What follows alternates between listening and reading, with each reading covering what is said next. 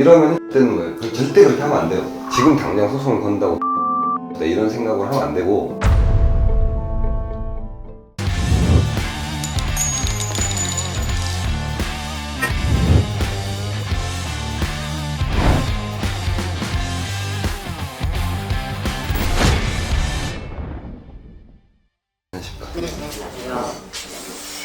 사건 피해자분들이시잖아요. 제가 이제 이 사건을 수임을 해서 이제 앞으로 진행을 할 건데, 채널에도 영상을 올리고 그 안녕차차 이승훈 대표도 지금 이 사건에 관심을 가지고 진행하려고 해서 아마 같이 공조해서 협조하는 식으로 이제 진행을 할 것 같은데, 이 사건이 이제 본질적으로 폰지 사기잖아요. 그 핵심만 놓고 본다고 하면 캐피탈 예를 들어 풀할부로 팔 사게 만들고 보증금 얼마를 예치를 하면은 대출 이자나 뭐 월 납입금 같은 걸 지원을 해주겠다. 옛날에 유행했던 전세차랑 상당히 비슷해요, 개념이 지금. 그러니까 우리가 부동산 임대차 계약을 체결할 때 전세 보증금 주고 임대차 계약 기간 동안에 거주를 하고 나중에 계약 기간이 끝나면 보증금을 반환하는 거랑 유사하게 차량에 대해서도 그렇게 하겠다는 게 전세차인데, 기본적으로 이제 그게 성립할 수가 없는 게 차량 감가가 너무 심해요.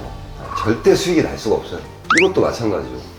같은 경우도 그 사람들이 준 보증금을 가지고 이미 차를 할부로 팔아먹으면서 이익을 봤을 텐데, 그거 플러스 알파로 보증금을 받아가지고 그 보증금을 다른 사업에 투자를 하든 피해자분들한테 지급하는 월 그 지원금 이상의 수익이 나야지 이게 똔똔이 되는 구조잖아요. 근데 그게 그 지원하는 금액의 수준이 적은 금액이 아닌데, 본질적으로 이게 사실 불가능한 사업이고, 좀 알아보고 처음에 했어야 되는데 그냥 욕심이죠.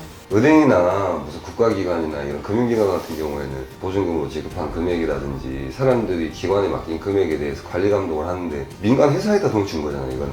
근데 그 민간 회사가 뭐 삼성이나 LG처럼 글로벌 대기업이라고 하면은 그런 기업들이 하지도 않겠지만, 한다고 하면 신뢰가 있는데, 그래서 생긴 지 얼마 되지도 않은 조그만 회사가 그 돈을, 사람이 견물생심이라고 하잖아요. 돈 들어오면 욕심 생기는 거예요, 당연히. 그래서 이게 이제 기본적으로 소위 말하는 돌려막기, 외형을 걷어내고 이렇게 계속 발굴을 해 가다 보면 결국에 그 끝은 폰지 사기에 다들 이분한테 보증금 받아서 이 사람 납입금 주고, 이 사람한테 보증금 받아서 이 사람 납입금, 이렇게 주는 거죠. 어차피 결국엔 터질 수밖에 없는 구조인 거고, 폭탄 돌리기를 하다가 내가 이제 맞은 거죠. 일은 이미 이제 벌어졌다. 일은 벌어졌고, 기본적으로 돈 돌려가는 게 상당히 이제 쉽지 않죠. 수단이나 방법이 다를 뿐이지 본질적으로 범죄를 통해서 얻은 수익을 우리나라 사업 체계가 은닉하고 소비하고 하는 거에 대해서 그 유효적절한 시점에 막아줄 만한 제도적인 장치가 거의 없어요. 유일하게 있는 게 그 통신피해 환급법상의 지급정지 제도라는 게 있는데, 피해자가 할 수 있는 것들 중에서 그 범위에 이게 해당이 안 된단 말이에요, 이런 사기 사건 같은 경우. 근데 가장 중요하게 신경 써서 이제 제가 소송을 진행하는 부분은 어떤 거냐면은, 돈의 흐름을 봐야 돼요. 결국에는 보증금이 어떻게 쓰였는지를 쭉 따라가면서 이제 보는 게 결국에는 사건의 핵심이라. 그거를 단순히 형사고소만 해가지고는 경찰들이 제대로 볼 수 없어요. 경찰이 무능해서라기보다는 현실적으로 못하는 거예요. 현실적으로 한 인간으로서의 삶을 살면서 경찰이라는 직업을 하는 거잖아요. 검사라는 직업을 하는 거고, 수사관이라는 직업을 하는 거고. 원칙적으로 따졌을 때 아무리 공무원이라고 한들 하루에 법정 근로시간은 8시간이고, 그런 환경에서 내가 이런 유사한 사기 사건을 80건, 100건을 들고 있다고 생각을 해보세요. 그걸 어떻게 하겠어요? 못해요. 할 수가 없어요, 절대로. 그러다 보니까 이 사기 사건을 고소해보면 수사의 현실, 뭐 1년, 2년, 3년 동안 고소하면 뭐가 될 걸로 생각하고, 고소를 해놓고 고소인 진술을 하고 나서 계속 기다리는 거예요. 그냥 경찰들이 잘 수사를 해주겠지. 그러면서 얘 이름 X죠? 새끼 거 계좌 깠으면은 나한테 좀 보여줘봐. 안 보여줘, 피해자들한테. 수사 중이라는 이유로. 그만큼 병신같이 돼 있어요, 정말로. 정보공개 청구법을 운영하는 수사기관들이 엄청 보수적으로 법을 운영하고 있어서 발생하는 문제인데, 어려운 얘기가 아니에요. 내가 사기당했잖아요. 내 돈을 쓴 새끼 계좌 정도는 내가 볼 수 있어야 된다고 당연히 생각하는데, 지금 현실은 고소해보면 그 계좌도 안 보이죠. 그 계좌 내역에서 결국에는 누구랑 공모를 했고, 그 범죄 수익을 어디에다 은닉을 했고, 그 돈을 어떻게 썼고, 다 거기서 나온단 말이에요. 거기서. 그거보다 더 좋은 거는 핸드폰을 뺏는 거죠. 가능은 안 하죠. 근데 이미 의미가 없죠. 도망가 버렸는데. 다시 정리했겠죠. 당연하죠, 그거야. 들이 아닌 이상 돈도 다 빼고 딱 한 텀이 더니까 날려버린 거 아니고, 그냥 경찰들이 할 수 있어요. 그거를 당연히 압수수색 영장 받아가지고 그 회사 계좌가 나오면 그 계좌에 돈이 갔을 거 아니에요. 그럼 그 계좌 또 확인해보고 막 이제 뿌려질 거 아니에요. 돈이 따라가면서 하면은 제일 좋죠. 근데 아까 얘기했던 것처럼 수사 인력의 현실 이런 거 생각을 하면은 못해요. 그렇게 하려면은 경찰 수사관 한 30-40명 모여가지고 팀으로 꾸려가지고 이 사건만 올인을 한다 하더라도 될까 말까 할 정도로 봐야 될 자료도 많고 어렵다. 그거를 경찰 수사에만 기대해서 하면은 결과가 별로 안 좋아요. 그래서 저는 어떤 식으로까지 얘기하면은, 웬만하면은 차라리 민사를 먼저 고소를 좀 뒤에 하는 게 오히려 나은 경우도 많다. 왜냐면은 고소를 했다가 내가 민사소송을 이제 걸어요. 경찰이나 검찰에서 고소만 해가지고는 그 수사 중의 사항에 대해서 나한테 안 보여주니까 다 안 보여줘요. 보여준 게 굉장히 제한적으로 돼 있단 말이에요. 그래서 제가 이제 유튜브에서 저나 뭐 카라필라 채널 이런 데서 계속 그걸 비판을 하고 있는데, 내가 떠든다고 해서 내가 짓거린다고 해서 바뀌는 게 아니에요. 그거는 안 준단 말이에요. 들이 이런 사기를 당했으면은 불법행위에 따른 손해배상 채권이 있는 거예요. 제일 좋은 거는 핸드폰을 뺏는 거예요. 핸드폰을. 근데 그거는 되는 경우가 거의 없어요. 사기 사건에서. 우리나라 법제가 어떻게 돼 있냐면은, 제 편집자 A라고 하면은 제가 때렸다고 쳐봐요. 때렸는데 재수가 없어가지고 어디 계단으로 굴러가지고 죽어버렸어. 미안해. 저기 다쳤어, 크게. 결국에는 중상해를 가하거나 상해를 가했으면은 뭐 이게 묻지마 폭행으로 인정이 돼가지고 구속이 된다고 치면은 수사한 게 아무것도 아니라고 그냥 CCTV 확인해가지고 양쪽 불러가지고 얘기 들어보면 끝나는 거예요. 그냥 그 구속영장을 청구를 하면은 경찰에서 10일, 검찰에서 최장 20일 수사하고 법원에 기소하도록 돼 있어요. 그러니까 30일 안에 구속을 시켜서 기소를 하는 게 가능하다, 이런 문제는. 근데 이 사건 보세요. 입금한 금액 다 다르죠, 차 다 다르죠, 딜러 다 다르죠. 그거를 30일 안에 어떻게 조사를 해가지고 구속을 시키겠어요. 짧은 시간 동안에 구속할 자신이 없으니까 영장 청구를 안 해버린 거예요.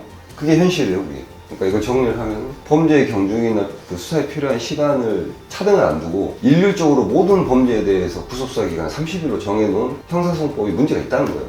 근데 그것도 마찬가지로 제가 떠들면 안 바뀌는데. 그래서 핸드폰을 못 뺏으면, 타이밍을 놓치면 의미가 없는 거예요. 그래서 가장 기본은 이런 사기나 횡령, 배임 같은 경제범죄의 가장 기본은 피해자들의 돈이 어떻게 쓰였는지를 끝까지 쫓아가 보는 거예요. 근데 그걸 쫓아가 보는 것조차도 쉽지가 않다. 개인회생 파산하는 게 복잡해요? 서류가 많아. 간단하게 할 수 있는 방법 없어요? 있지. 어떻게 하는 건데요? 그건 말 못 해주지. 며느리도 모르는 오직 그만의 레시피로 당신의 새로운 삶을 함께합니다. 법률사무소 디스커버리. 그래서 이제 여기에서 쟁점이 뭐가 있냐면은, 피해자가 한두 명이고 피해 금액이 뭐 한 5억, 10억 정도 되는 사건들은 우리가 민사에서 금융거래 정보를 제출명의 신청을 통해서 계좌 내역을 받는데, 기본적으로 주는 게 PDF 파일을 준단 말이에요. 이 금융거래 정보 회신을 PDF로 받는 거랑 엑셀로 받는 거는 이런 사건에서는 천지차이에요, 천지차이.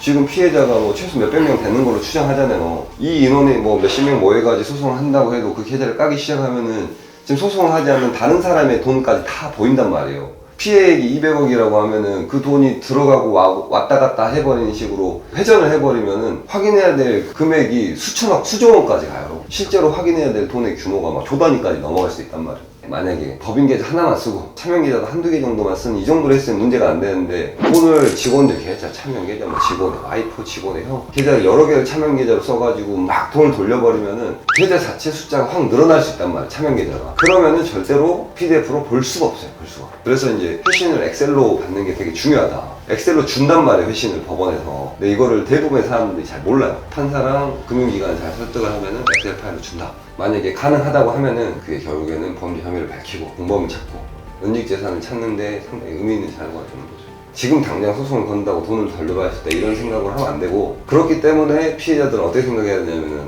우선 있는 차는 정리해야 돼, 빨리. 내가 만약에 압박을 심하게 쳐맞았거나 그럴 수 있거든요. 내가 진짜로 탈 생각으로 하신 분들도 있지만 또 그러지 않은 분들도 있어요. 그런 분들 같은 경우에는 뭐 사고차나 침수차나 안 좋은 차들을 보험사에서 대출이 많이 나오는 차종들이 있는데, 그걸 가지고 실제 차의 가치보다 훨씬 더 대출을 많이 일으켜가지고 그걸 압방이라고 하는데, 막상 차를 팔려고 하면은 돈이 안 나와요. 그러니까 손해가 커지는 거예요, 그런 경우는. 내 경제 수준이나 내 소득 수준, 내 재산 수준에 비춰봤을 때 내가 이 정도 부채를, 대출을 감당하기 어려운 수준이 사람마다 다 다르단 말이에요. 그 판단을 해가지고 내가 못 버티겠다, 내가 재산이 없다, 그러면은 회생을 하셔야 돼요. 회생이나 파산. 왜냐면은 이 형사고소나 민사소송이 시간이 굉장히 오래 걸리기 때문에 이런 사건도 기본 2년 이상은 그냥 간다고 보죠. 아무리 빨리. 캐피탈을 이제 만약에 제가 떴어요. 차는 이제 어차피 필요해서 했으니까 차는 계속 가지고 있고, 뭐 그랬을 경우하고 차를 처분하고 캐피탈을 푸는 경우하고, 말씀하신 지시는 두 가지 방법 다 해당이 되는 거죠. 아, 그렇죠. 피해자들 입장에서는 이 계약 자체를 사기로 주장할 수 있단 말이에요. 나는 기망을 해서 체결한 거니까 이 계약의 효력은 무효다. 그 보증금을 반환해라. 그럼 난 납입금을 주겠다. 이렇게 하면 되는 거잖아요. 내가 보증금을 준 대가로 준 거는 납입금을 지원해 준 거잖아요. 그러면 보증금이 3천인데 300 받았다고 치면은, 너 3천 줘, 그럼 나 300 줄게. 2,700으로 상기해. 그러면 네가 2천 나한테 2,700만 줘. 이렇게 하면 되는 거잖아요, 그냥. 캐피탈을 나눠야 되는 돈은 그거는 자기 채무잖아요. 자기가 갚는 거지. 근데 걔네들이 계약 조건이 캐피탈도 정리해준다고 그랬잖아요. 네. 그 손해는 원칙적으로는 청구를 해서 받아내야 되는데, 얘네들이 거지면 못 받는다, 그거는. 그러니까 이 계약의 리스크가 거기에 있는 거예요. 그런데 뭘 믿고 도대체? 이들을 뭘 믿고? 명계약서 자체가 불법이더라. 그렇죠. 캐피탈 그 뭐 지들이 뭐 정의의 사도도 아니고 돈 벌려고 하는 거 아니고 그냥. 과연 그 캐피탈 그 이병계약 하는 거 몰랐을까요? 차 캐피탈 하는 애들이 바보가 아닌데 그걸 어떻게 몰랐겠어요 그거를. 그러니까 제 추정으로는. 왜냐면은 한두 대를 한 게 아니잖아요. 한두 대를. 그 업계에 있는 사람들은 사실은 모르지 않는단 말이에요. 이게 문제가 있는 구조라는, 사업 구조라는 거를. 알면서 해주는 거예요 그냥. 제 생각에는. 솔직히 제 개인적인 생각으로는 못 받을 거라고 생각을 하는데 대표 그냥 징역 살게 하고. 자, 그게 현실이에요. 제가 사기를 쳐가지고 돈 슈킹을 깠다고 치면 뭘 하겠어요. 숨기든가 도망가든가 둘 중에 하나를 하는 거예요. 사기를 친 놈이 정말 죄송합니다. 본 적 있어요 혹시? 없어요 그런 사기. 그런 사람은 사기를 안 친다고요. 그런 사람은 이런 짓을 안 해요. 최대한 많은 사람들이 책임질 수 있게 소송해서 그러니까 채무자를 늘리고, 채무자를 늘린다는 건 공범을 찾는 거죠. 그 딜러들도 사실 이제 공모관계가 인정이 될 거냐 안 될 거냐 이런 쟁점들이 또 있단 말이에요. 우리가 주장한다고 다 인정되는 게 아니에요. 얘네들이 범죄로 얻은 수익이 어느 순간 재수없게 묶여 있거나 그런 상황이 아닌 이상은 결국엔 재산을 은닉한다고요. 은닉. 다 그래요. 100이면 100. 근데 그런 경우도 있더라고요. 뭐 예를 들어서 지 장모나 뭐 아내한테 돈을 보냈는데 민사소송하는 과정에서 계좌를 깐 데가 뭐 없어가지고 아내 계좌를 깔려고 하는데 또 이 사람한테 민사를 걸어대더라고요. 그렇죠. 그게 좀 어려워. 근데 입장을 바꿔서 제가 돈을 사기친 사람이라고 생각을 해보면은 막상 누구한테 돈을 주려고 하면은 불안해서 못 줘요. 사기친 새끼들이 서로가 뒤통수 치고 많이 아사리 타니까 줄 사람이 가족밖에 없는 거야. 그래서 대부분 가족들의 계좌를 이용하고 누구 이런 식으로 현금으로 빼가지고 가지고 있는 애들도 있죠 당연히. 그런 식으로 만약에 현금성 재산으로 환가를 시켜가지고 가지고 있어버리면 은닉해버리면 찾는 게 거의 불가능하고, 또 재산을 은닉하는 대표적인 방법 중에 하나가 명의신탁인 거예요. 다른 사람 명의로 부동산을 사는 거. 근데 그 명의신탁 부동산을 찾는 것도 어렵지만 찾았다 치더라도 소송을 걸잖아요. 그러면은 추가로 사행치 소송이라는 걸 걸어야 되는데 100이면 100 지도는 샀다 그래요. 그래서 너무너무 힘든 거예요. 이 피해자들 입장에서 피해를 회복하는 게. 이거는 국가가 제도를 바꿔줘야 되는 거예요. 이거는 어떤 식으로 바꾸면 되냐, 범죄 재산을 처분하는 걸 신속하게 막아주는 건데 그거를 좀 창의적으로 생각을 해가지고 그 부동산이든 자동차든 예금이든 통장이든 뭐 채권이든 코인 같은 거 특히 이 범죄 수익을 쉽게 환가할 수 있는 그런 재산들에 대해서 피해자가 다수 발생하고 범죄 피해 규모가 어느 정도 일정 수준 되고 피해에 대한 소명이 확실하고 그런 경우라고 몇 가지 요건을 정해가지고 변호사 선임해 소송하고 이런 복잡한 절차를 거치지 말고 빨리 처분하지 못하게 묶어준다고 하면은 그러면 피해자도 돈 받을 수 있죠. 근데 그런 거에 대한 관심이 아예 없어요. 아예. 제도가 그렇게 같이 돼 있다. 피해는 법을 같이 만들어 놓은 거예요.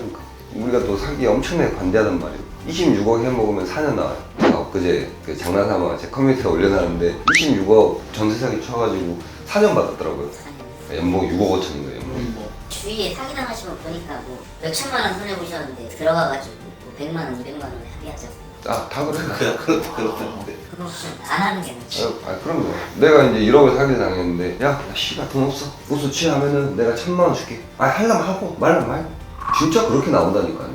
오히려 갑질한다. 합의해준다. 그러면은 피해자들 입장에서는 피해자들도 사람마다 성향이 천차만별이에요. 어떤 사람은 이제 분노하는 사람들이 있는 반면에 어떤 사람은 굉장히 이기적이고 교활하게 움직이는 사람이 있고, 다른 사람이 돈 쓰고 소송해 놓으면 거기가 숟가락을 운영하는 사람도 엄청 많아요. 그런 사람들도. 저희가 만약에 이제 그런 상황이 발생을 했어요. 여러 명이잖아요. 다른 의견을 냈을 때 어떻게 되는 거예요? 결국엔 투표를 해야죠. 그러면. 각자 이렇게 다른 의사결정을 할 수 있는 거라고 하면 각자 의사결정을 하는 거죠. 각자 의사 결정을 할 수도 있어요. 어떤 사람은 그런 제안이 왔을 때 나는 합의하고 싶다고 하면 그 사람은 밖으로 빠질 수도 있는 거죠. 그 사람의 선택인 거지. 아니 합의를 해도 처벌받아요. 합의를 하면 양형에서 깎이는 거지. 사기는 반의사불벌죄가 아니에요. 반의사불벌죄라는 거는 내가 어떤 범죄를 저질렀는데 피해자가 저 사람을 처벌하지 말아주세요 하면은 수사기관이 그 피해자의 의사에 반해서 처벌할 수 없는 범죄들이 있단 말이에요. 사기는 반의사불벌죄가 아니란 말이에요. 피해자랑 합의를 했다 하더라도 처벌을 하는데 문제가 없어요. 그래서 재판하는 사람 입장에서는 합의했으니까 털어버리고 싶은 거예요. 사건을 정리를 하고 싶어 하는 거죠. 돈 받았으니까 뭐. 근데 원칙적으로 그렇게 하면 안 되죠. 원칙적으로 그렇게 하면 안 돼요. 당연히 합의했다 하더라도 이 새끼가 사람을 속여서 범죄를 저지른 거잖아요. 당연히 또 이게 넘어가면 재범의 위험성이 있고 한 거니까 그거에 대해서 엄중하게 처벌을 해야 되는데 우리나라 꼬라지를 보세요. 26억을 헤쳐먹는데 4년밖에 안 때리는 게 그게 우리나라 판사 이네.